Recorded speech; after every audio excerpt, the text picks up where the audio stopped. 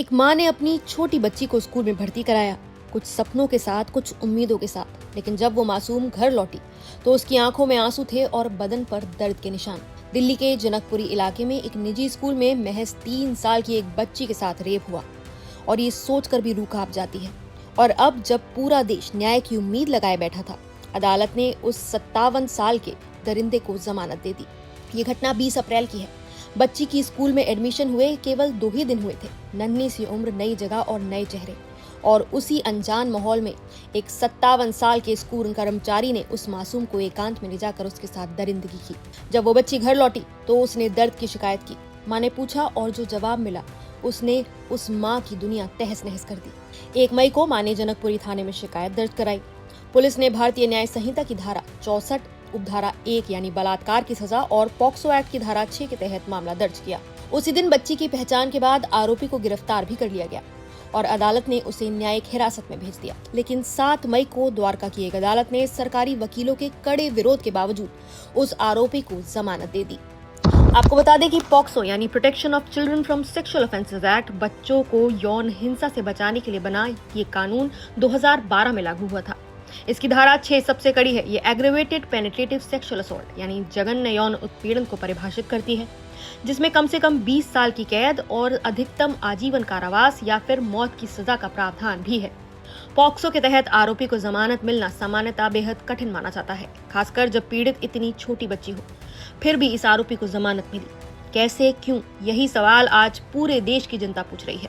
पीड़ित बच्ची की मां का दर्द सिर्फ बेटी की तकलीफ तक सीमित नहीं है। उनका आरोप है कि शिकायत दर्ज कराने के बाद भी उन्हें घंटों तक थाने में बैठाया गया और ठीक से उनकी बात नहीं सुनी गई।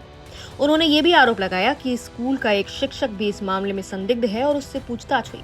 उनकी आवाज में वो टीस थी जो हर उस माँ की होती जिसे लगता है कि सिस्टम ने उसकी बच्ची को अकेला छोड़ दिया है। अब इस पूरे मामले ने राजनीतिक तूफान भी खड़ा कर दिया है। कांग्रेस नेत्री सुप्रिया श्रीनेत ने सोशल मीडिया पर लिखा, एक 3 साल की बच्ची के साथ स्कूल के दूसरे ही दिन 57 साल के स्कूल स्टाफ ने बलात्कार किया।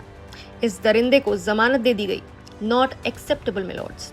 आप न्याय का गला नहीं घोट सकते, किसी ऐसी बच्ची के लिए तो बिल्कुल नहीं जिसकी जिंदगी हमेशा के लिए दाग दी गई।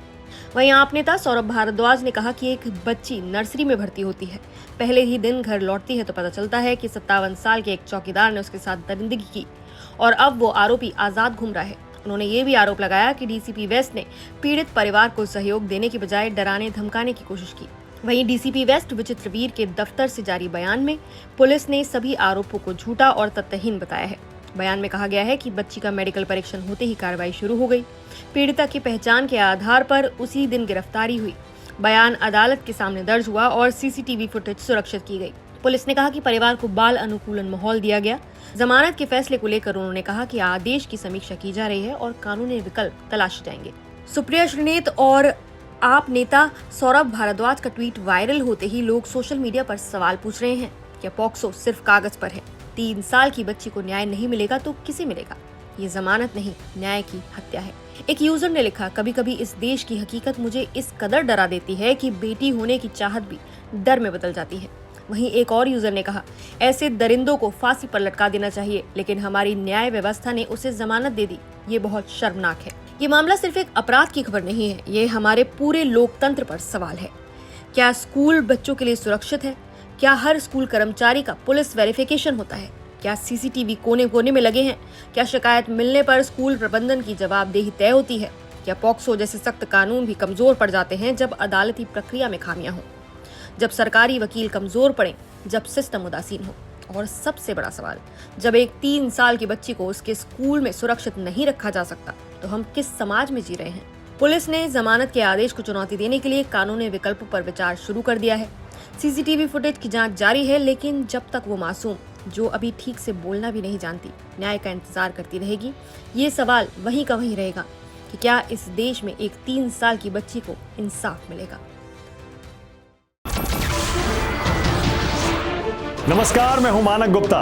अगर आपको हमारा ये वीडियो पसंद आया हो तो इसे लाइक और शेयर जरूर करें और हाँ, हमें सब्सक्राइब और फॉलो करना ना भूलें ताकि आप देश और दुनिया की कोई खबर मिस ना करें।